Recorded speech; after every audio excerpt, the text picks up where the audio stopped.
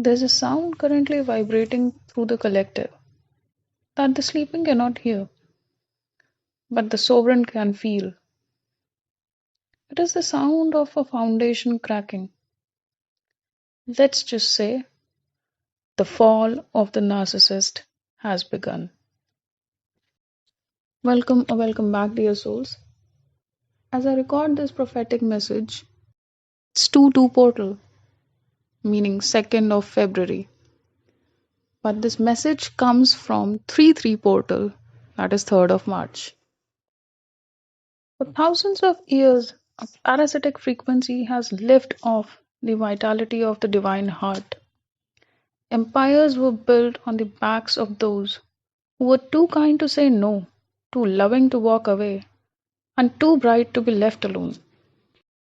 They hijacked the light of empaths, gaslit memories of children, and built on stolen labor of the divine feminine. These empires looked invincible. They were gilded in lies, manipulation, and illusion of power. But a house built on swamp of shadows cannot withstand the rising sun of truth. A global movement of souls has just finished the work, one by one, in the privacy of our own homes and the depths of our shadows. We have done the lineage purge. We have burned the IDs assigned to us by the manipulators. We have reclaimed our solar plexus. We have closed the schools of trauma.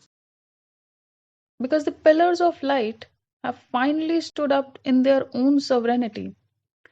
The grid of illusion has lost its ground.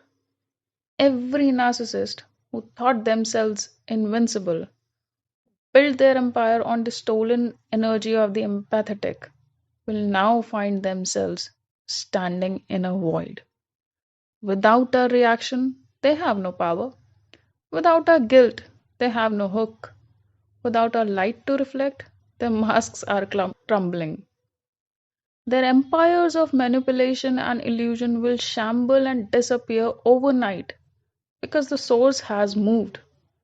You have moved. What has been won in the unseen will manifest in the seen by March 3rd. The collective timeline has shifted. The tsunami of truth is washing through the old structures, clearing the way for new earth, the Atlantis of harmony. To those who fought this war, you can stop fighting now. The war is won. It's time to enter your sanctuary. But the symptoms of the collapse will be unmistakable. You may see it in the fracturing of old family dynamics that have been held together by guilt for decades. You may see it in systems, in organizations, and in governments. These leaders who once appeared invincible yesterday, draped in gilded mask of power, will find their empires shambling overnight. It will be so subtle, it will be so sudden, and yet so subtle, they won't even know what hit them. They will reach for their old tools of manipulations, only to find out that the frequency they once commanded the masses with has disappeared. When the war is won, the world will go through a great purge. This purge will happen through fire. Now, fire is a purifying element. We might see a huge tsunami of fire in the world manifesting in different forms, both in our human body in the gut and in the earth. Now, this will be when we truly enter the year of fire horse. This will be expelling the toxins of the old timeline. But once the storm passes, what remains is the ashes, and from this ashes will rise your sanctuary. After the collapse, the world will feel like a mystical Atlantis once was.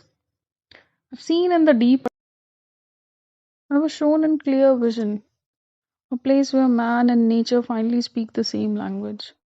The air is fresh, the water is crystal clear, And the cage that once appeared as our armor will be gone. You will move with a new lightness in the body that feels healthy, energized, and nourished by the nature. You will finally realize that you weren't meant to be a servant in a dying empire, but a citizen of living harmony. The transition is here. Don't look back at the crumbling towers. Look forward to the canal. I'll see you in the new city. Until then, with love, bye bye.